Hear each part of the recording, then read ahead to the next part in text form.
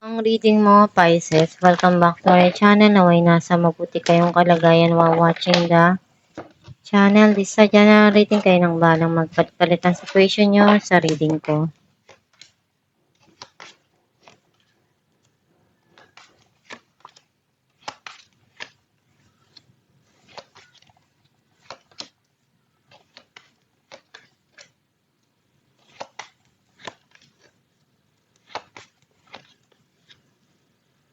At the bottom of the deck, Five of Swords. I feel like ang nasisense ko na energy mo. May mga bagay kang gustong baguhin sa mga nangyari sa buhay mo sa nakaraan. Kahit na alam mong maraming hindi maganda nangyari doon, alam mo, kaya mo naman na gawin ko ano yung pwede pang may ayos doon. Ang mensahe ng card mo, may darating na blessing dito, and kung ano yung meron ka, sinishare mo, pinapamahagi mo rin sa mga nandyan sa'yo na mahal mo sa buhay, na nangangailangan ng tulong mo.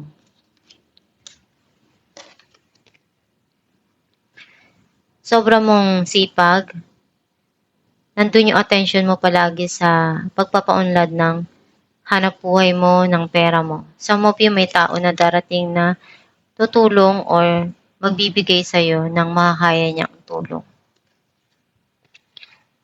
May tao na gustong magpaliwanag doon sa mga nangyari or may darating na clarity doon sa situation. Some of you may gusto kang sabihin or gawin dito na alam mong iyon yung makakabuti doon sa sitwasyon.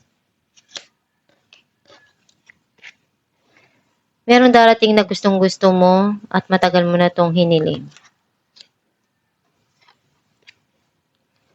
May bagong journey kang haharapin dito at ready ka na para doon. Marami kang pagsubok na pinagdaanan at natuto ka doon. Marami kang aral na nakuha. Marami kang lesson na natutunan doon.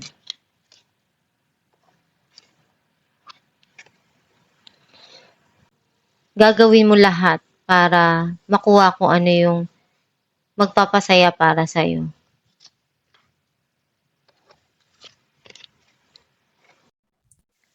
You're building your future or mayroon kang inaayos sa loob ng tahanan. Some of you may darating na teamwork or collaboration sa trabaho. Clarify natin ng Six of Pentacles.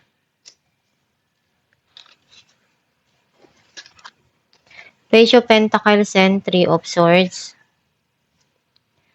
Nasaktan ka, nalungkot ka, kasi may mga bagay ka dito na pinagdaanan, pero unti-unti mo namang natututunan ngayon dahil may mga plano ka na gusto mong makuha at bigyan ng atensyon.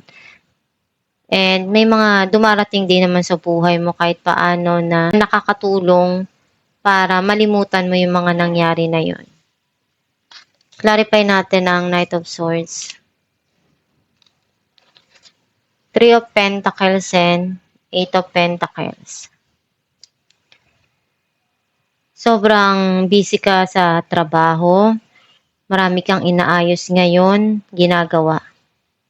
May mga bagay na nagkakaroon ng linaw dun sa mga sitwasyon at alam mo na kung ano yung dapat na gawin.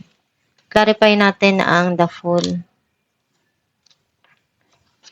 Eight of Wands and Two of Wands. May mga opportunity na dumarating sa buhay mo. And para sa'yo, magandang panimula to. At unti-unti mong pinaplano kung ano yung magandang paraan na makuha kung ano yung gusto mo para sa kinabukasan mo. Clarify natin ng Seven of Wands. Page of Cups and the World.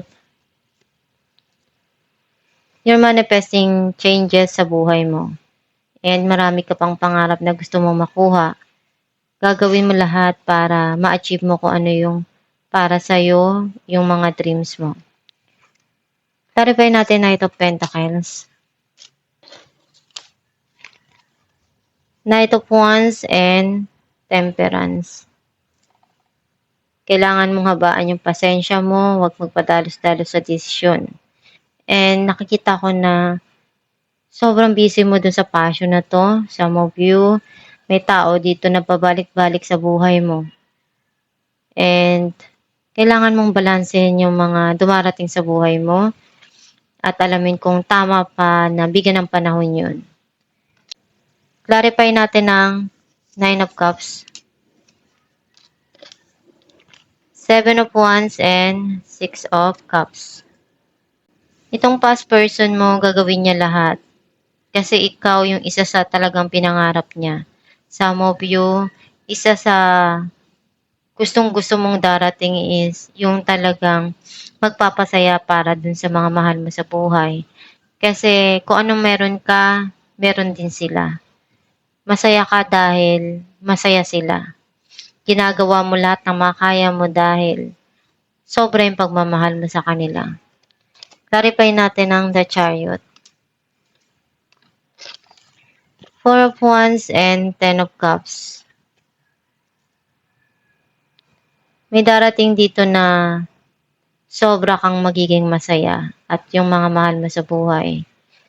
Marami kang natutunan sa mga pinagdaanan mo, sa mga pagsubok. And meron ditong darating na celebration and reunion para sa'yo. I-enjoy mo yun.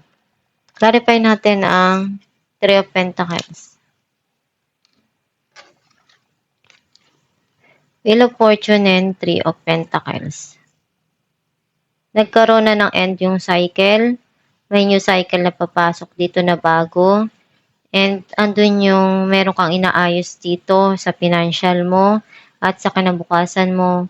Malaking involvement nito para sa mga pangarap mo. At andun din yung magiging masaya ka kung ano yung nakukuha at na-achieve mo sa buhay. Alamin natin kung ano mensahe ng iyong gabay. Innocence, beloved one, everyone is guiltless in truth as no one can alter God's handiwork of perfection. Give us your feelings of heaviness so we can lighten your load. Give us any guilt, anger, or blame that may short your loving outlook. Enjoy the peace within your heart once more. Ang mensahe ng iyong gabay na may mga bagay na nangyayari sa buhay mo na kailangan mong hanapin at alamin kung ano yung magpapasaya para sa'yo. And katulad ng isang bata na inosente, ganun ka rin na naghahanap ng pagmamahal, pag-aaruga, at yung ikakasaya ng puso mo. May mga dumarating na pagsubok pero alam ng Diyos na kaya mo yang malagpasan. Magpakatatag ka lang doon sa mga dumarating sa buhay mo na pagsubok. Huwag kang basta bibitaw. Maging matapang ka na harapin lahat. At gawin ko ano yung makakaya mo doon sa mga sitwasyon na nangyayari at binibigay sa'yo. And alam ng Diyos na kaya mo yan, na malagpasan, at magdasal ka lang palagi para maabot mo yung mga pangarap mo sa buhay at makuha mo kung ano yung para sa'yo. At alamin mo kung ano yung katotohanan doon sa mga nangyayari sa buhay mo. And kung ano yung sa tingin mo tama para sa'yo at magiging masaya ka, gawin mo yon. At ayusin mo kung ano yung kailangang ayusin, pagdesisyonan mo ng tama. Kung ano yung kailangan na ibibigay mong desisyon doon, ikaw lang yung makakaalam. Basta ibigay mo lang lahat kung ano yung nararamdaman mong bigat na nangyayari ngayon sa iyong puso. Tanggalin mo na yan, kalimutan mo na yan, at iwanan mo na sa nakaraan para ma-attract mo yung magaganda at iyon yung darating para sa'yo. Maging positibo ka sa pananaw sa buhay para maabot mo yung mga pangarap mo at maibigay sa'yo kung ano yung tama para sa'yo. Gawin mo lang palagi kung ano yung magpapasaya para sa'yo at iwanan mo na yung mga bagay na magpapalungkot sa'yo para hindi mo na madala pa yon para sa kinabukasan mo kasi burden pa yon para sa'yo. Magpapabigat lang yun sa'yo at ma-attract mo lang yung negative nun. Para ma-attract mo yung positive, iwanan mo na yung mga negative at i-attract mo kung ano yung magpapasaya para sa'yo. At itong yung reading, Pisces. Kung naka-resonate ka, kindly comment down below. Thank you for watching.